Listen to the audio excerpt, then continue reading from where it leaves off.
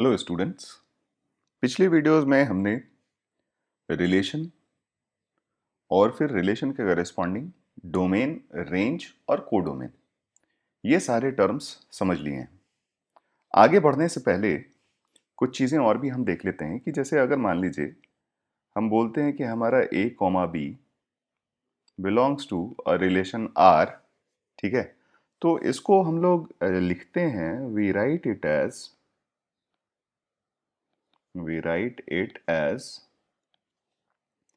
ए R b, इसको इस तरीके से हम लिखते हैं। And we read it as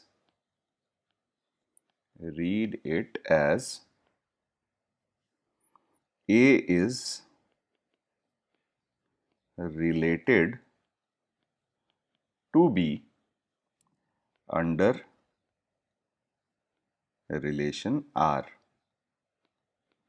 ठीक है, इसको हम इस तरीके से पढ़ते हैं। सिमिलरली अगर मान लीजिए कोई एलिमेंट है हमारा ए कॉमा बी और ये हमारे रिलेशन आर में लाई नहीं करता है, तो इसको हम किस तरीके से लिखते हैं? इसको हम लिखते हैं ए, आर को ऐसे क्रॉस कर देते हैं एंड बी, और इसको पढ़ते हैं कि a is not related to b under relation R. ठीक है, तो इस तरीके से रिप्रेजेंटेशन है, ये रिप्रेजेंटेशन हमें पता होना चाहिए। ठीक है, चलिए तो फिर आगे बढ़ते हैं और आगे हम बात करेंगे। रिलेशन हमने पढ़ लिया था, अब हम बात करेंगे इनवर्स रिलेशन की। अब हम बात करेंगे इनवर्स रिलेशन की।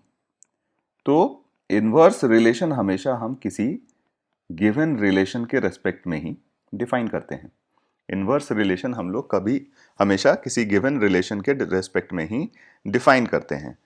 ठीक है, अगर इसका डेफिनेशन, फॉर्मल डेफिनेशन हम लिखना चाहें तो फॉर्मल डेफिनेशन हमारा कुछ इस तरीके से हो जाएगा कि late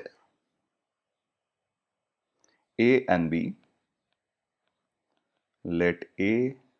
and B be two sets and let R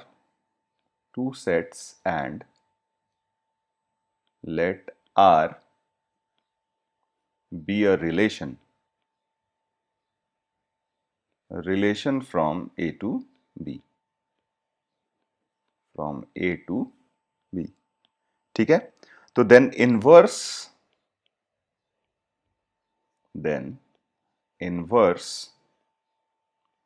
of relation R is denoted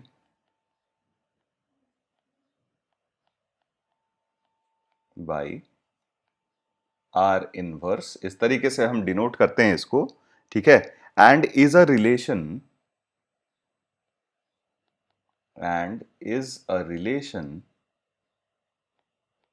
from b to a. ठीक है, अगर आर रिलेशन हमारा ए टू बी था तो आर इनवर्स जो हो जाएगा वो रिलेशन बी टू ए हो जाएगा and is obtained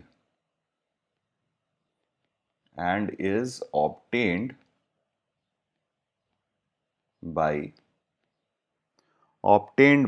interchanging the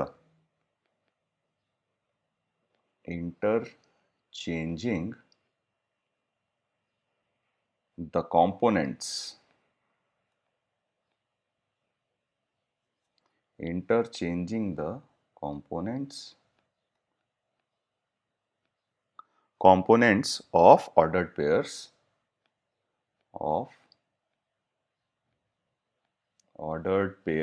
in R। ठीक है, तो अगर सेट बिल्डर फॉर्म में इनवर्स रिलेशन को एक्सप्लेन करें तो आर इनवर्स जो हमारा रिलेशन होगा, आर इनवर्स, ये बेसिकली हमारे पास हो जाएगा B comma A where A comma B is an element of are.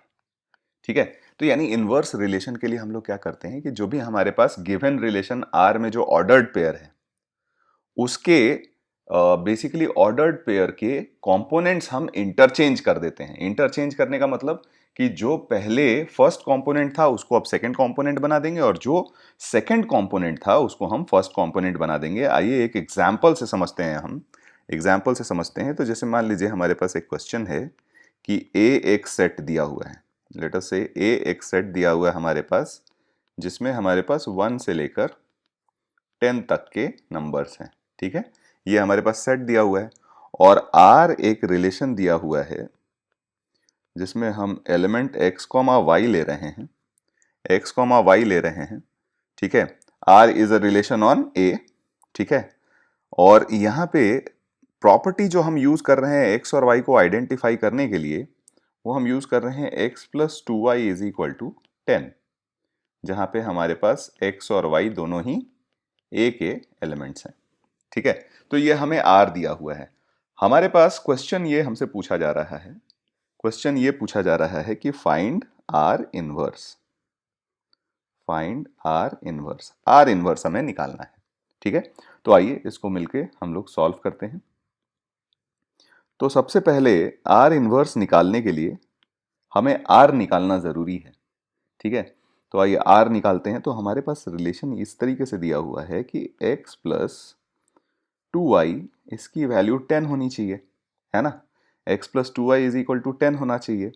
तो हम लोग क्या करते हैं कि y की वैल्यूज फिक्स करते जाते हैं और उसके करस्पॉन्डिंग x निकालते जाते हैं। ठीक है, तो देखिए r में r, इसको हम रोस्टर फॉर्म में लिखें तो किस तरीके से लिख सकते हैं। y की वैल्यू अगर हमने 1 ली तो x की वैल्यू 8 हो जाएगी। y की वैल्यू हमने 2 ली तो x की वैल्यू 6 हो जाएगी। y की वैल्यू हमने 3 ली तो x की वैल्यू 4 हो जाएगी। y की वैल्यू हमने 4 ली तो x की वैल्यू 2 हो जाएगी। y की वैल्यू अगर हम 5 लेंगे तो x की वैल्यू 0 होगी, और 0 हमारे सेट A में है ही नहीं।